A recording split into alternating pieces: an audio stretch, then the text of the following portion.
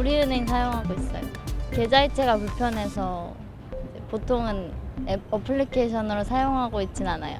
주거래 은행은 국민은행인데 이렇게 정산같이 사람들한테 약속 후에 돈 보낼 때는 카카오페이의 정산하기 기능 단톡방에서 사용하고 있습니다.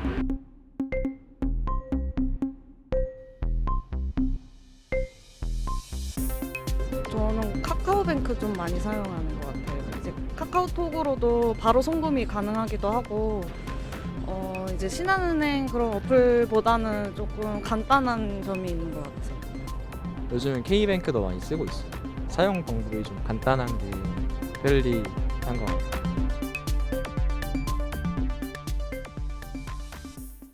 네, 경제부 전민정 기자와 은행 앱 그리고 관련 서비스들이 은행 주가에 어떤 영향을 미치는지 짚어보겠습니다. 인터뷰에서 봤지만 요즘 은행 앱보다는 직접 창구에 가기보다 앱을 통해서 하는 경우가 훨씬 많습니다.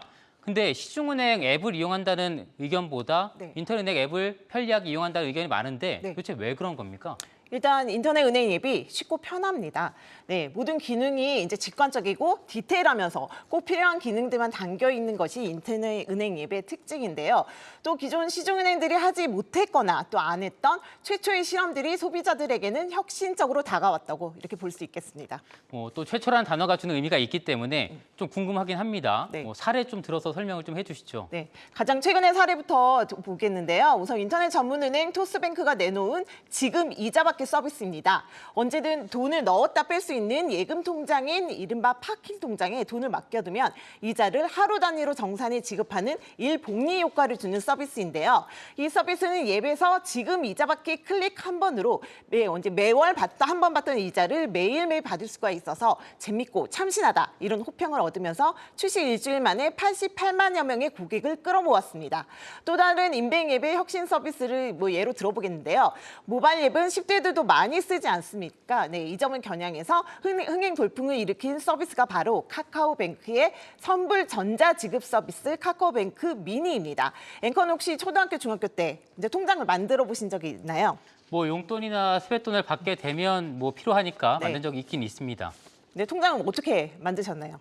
네, 이게 또 나이가 어리면 직접 가서 만들 수가 없잖아요. 그래서 부모님 손잡고 갔던 기억이 나는데요. 네, 앵커 말대로 맞습니다. 앵커 말대로 기존 시중은행들은 신분증이 발급되지 않은 미성년자들의 경우에는 부모님과 함께 은행에 가야 통장을 만들 수가 있고 거래도 가능합니다. 하지만 카카오뱅크 미니는 기존 카카오페이나 네이버 페이처럼 이용자가 금액을 충전하는 방식으로 계좌를 개설하지 않고도 입금과 송금 서비스가 제공됩니다. 본인 휴대폰으로 얼마든지 이용이 가능하고요. 최대 보유 한도가 50만 원이기 때문에 사고 위험도 낮다고 합니다. 또 카카오뱅크는 미래 고객 확보를 위해서 묘안도 발휘했는데요. 별도의 앱으로 만들지 않고 카카오뱅크 앱에 넣어서 10대 고객들이 나중에 자연스럽게 성인이 됐을 때 은행 계좌를 개설할 수 있도록 유도하고 있다고 합니다. 네, 이러한 혁신적인 발상의 전환이 가져온 효과는 아주 컸는데요. 가입자 수가 출시 한 달 만에 50만 명, 1년 만에 100만 명을 돌파한 데 이어서 지난달 말 기준으로 127만 명을 넘어섰습니다. 이 밖에도 이제 많이들 써보셨을 텐데 가족 지인과 회비 관리를 손쉽게 할 수 있는 모임 통장 서비스와 6개월 동안 매주 이제 금액을 높여서 적립하는 26주 적금 등도 있는데요. 카카오톡과 연계해가지고 편의성을 높인 이들 서비스는 카카오뱅크가 은행의 수익성 효자로 꼽히는 저원가성 요금을 예금을 비중을 높게 유지할 수 있었던 숨은 공신으로도 꼽힙니다. 또 국내 최초의 인터넷 은행 K뱅크 경우도 마찬가지인데요. K뱅크는 신용대출과 달리 이제 필요한 서류가 복잡하고 소유권 이전 증기는 대면이 필수였기 때문에 비대면 전환이 유독 까다로웠던 주택담보대출을 은행권에서 처음으로 비대면으로 구현했습니다. 이러한 혁신 성과에 힘입어서요. 여러 악재에도 이제 출범 5년 만에 흑자 전환을 했고요. 750만 명의 이용자 수도 확보할 수 있었습니다. 인터넷 은행 앱이 좋다 이런 이야기를 이렇게 쭉 해주신 것 같은데 사실 그 시중은행 앱은 또 인터넷 은행 앱보다 이용하기 좀 어렵다 네. 이런 인식이 있습니다. 네. 여전히 좀 그렇습니까? 어떻습니까? 네, 최근 한 리서치 연구기관의 플랫폼 설문조사 결과를 입수했는데요. 모바일에 가장 익숙한 세대인 20대가 금융앱 이용에서는 유독 다른 연령대에 비해서 이제 이용하기 어렵다. 뭐 이런 생각을 하고 있었습니다. 20대 이제 3명 중 1명은 이용하기 어렵다. 다른 앱과 달리. 그리고 늘 쓰는 기능만 이용한다는 대답도 63%, 3명 중 2명 걸로 많았습니다. 네. 그러면 또 여기서 궁금증이 있습니다. 은행 앱의 혁신이 낮아서 그런 네. 겁니까? 어떻습니까?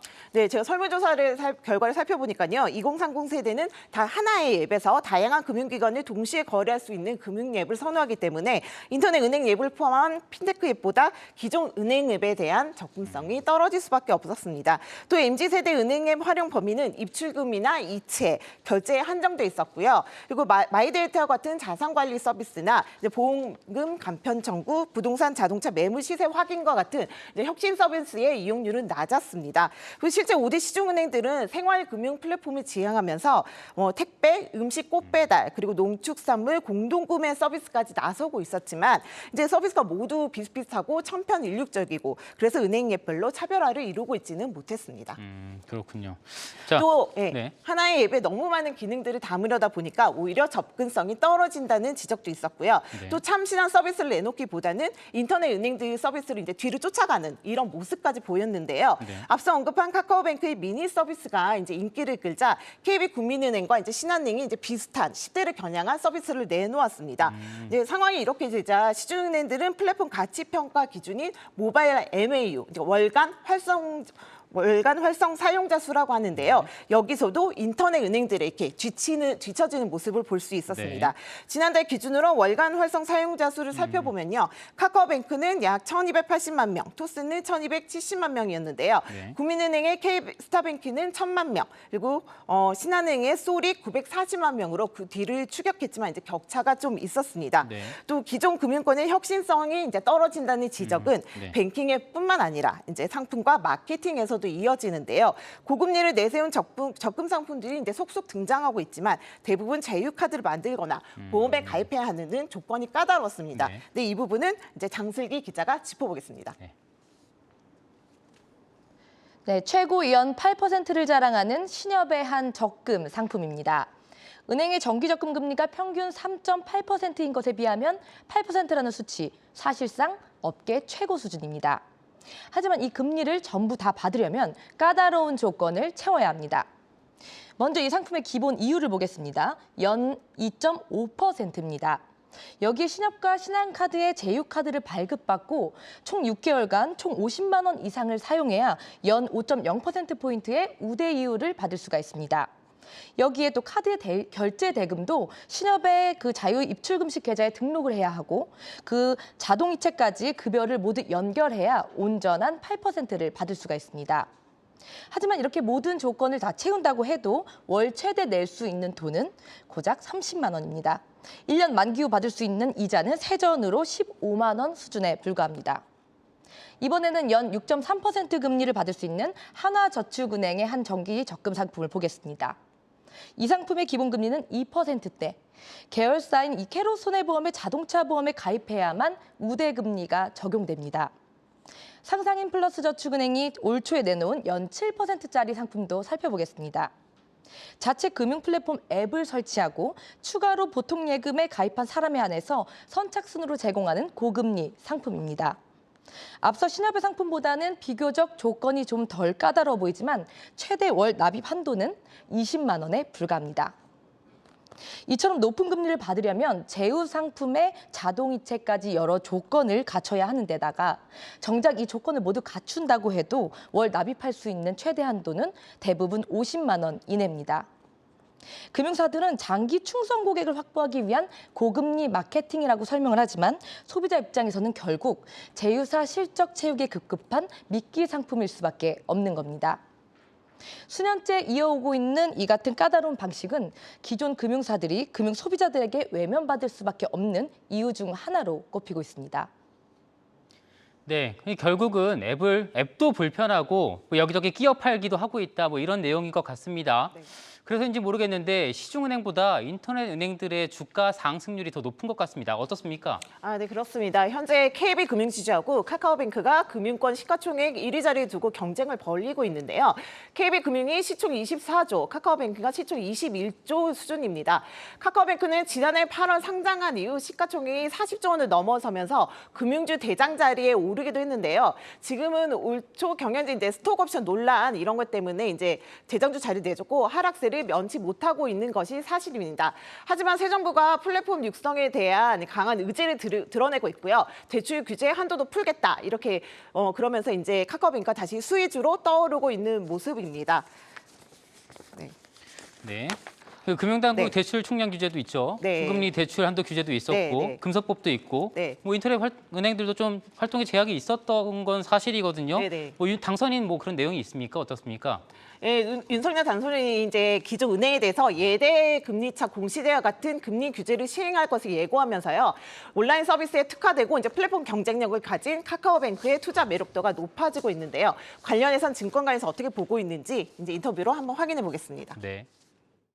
시장 지배력 자체가 아주 우월적이니까 규제가 딱 그런 포텐셜을 막았기 때문에 이게 풀리면 이 회사의 장점이 확실히 이제 이용될 수 있다라면 상황은 달라질 것 같아요. 기존 은행과 차별화되는 점이 플랫폼적인 측면으로 이제 밸류에이션이 되고 있기 때문에 앞으로도 그러니까 플랫폼이랑 fee 비즈니스가 이제 성장하면서 고객 유입이 계속 지속될 거라고 보는 거거든요. 네, 정 기자. 오늘 유튜브 제목과 해시태그는 어떤 것으로 좀 꼽았습니까? 네, 유튜브 제목은 MZ세대도 어려워요. 혁신 없는 은행 앱.